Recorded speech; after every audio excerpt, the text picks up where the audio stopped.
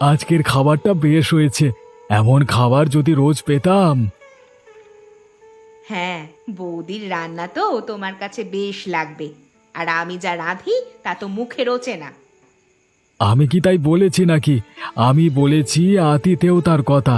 এভাবে এত খাবার তো আর রোজ পাই না। বাবা সত্যি বলেছে মা। মামা মামি আমাদেরকে অনেক আপ্যায়ন করছে। বিশেষ করে আমাকে মামিমা সব সময় চোখে চোখে রাখছেন। এরকমটা তুমি ছাড়া কেউ করে না। ওনার সাথে তুমি বেশি কথা বলবে না তপন। যত সম্ভব দূরে দূরে থাকবে। কে মা? একজন আমাকে স্নেহ করলে আমি দূরে থাকবো কেন? আমি এত সব তো তোমাকে বলতে পারবো না। যা বলছি তাই করবে। এখন যাও, অনেক রাত হয়েছে, গিয়ে শুয়ে পড়ো। ঠিক আছে মা, শুভরাত্রি। কাজটা কি ঠিক করলে গিন্নি? কঠিন কথা বলে ছেলেটার মনে কষ্ট দিলে। তুমি চুপ করো। আমি শুরুতেই এ বাড়িতে আসতে চাইছিলাম না, তুমি এনে সমস্যায় ফেললে। এখন তপন যদি সব জেনে যায়? সত্য কখনো চাপা থাকে না গিন্নি। ও একদিন না একদিন আসল কথা জানবেই। সেই দিনের জন্য তুমি প্রস্তুত হও। ওই দিন কখনো আসতে দিব না, তার আগে সবকিছু ধ্বংস করে দিব। সে তুমি চেষ্টা করে দেখতে পারো, কিন্তু একটা কথা মনে রেখো, সত্য কখনো চাপা থাকে না। তাই সবকিছু মেনে নেওয়ার মানসিকতা তৈরি করো, বুঝলে?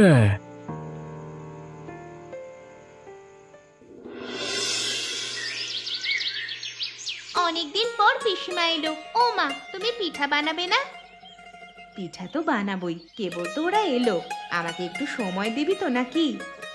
তোমার হাতের দুধ পুলি অনেক মজার হয় বৌদি, তুমি কিন্তু ওটা বানাবে।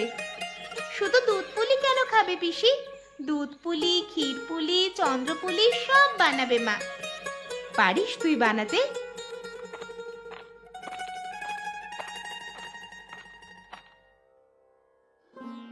মা আমি একটু বের হচ্ছি। সে কি তপন, এই ভর দুপুরে কোথায় যাচ্ছিস? পুকুর পাড়ে যাব মা, ওখানে শান বাঁধানো ঘাটে গিয়ে বসবো। পুকুর ঘাটে? না না বাছা, ওখানে তোর যেতে হবে না। ওই পুকুরের ত্রিসীমানাতেও তুই যাবি না। কেন যাব না মা? আমি তো আর জলে নামবো না, ওপরেই বসে থাকবো।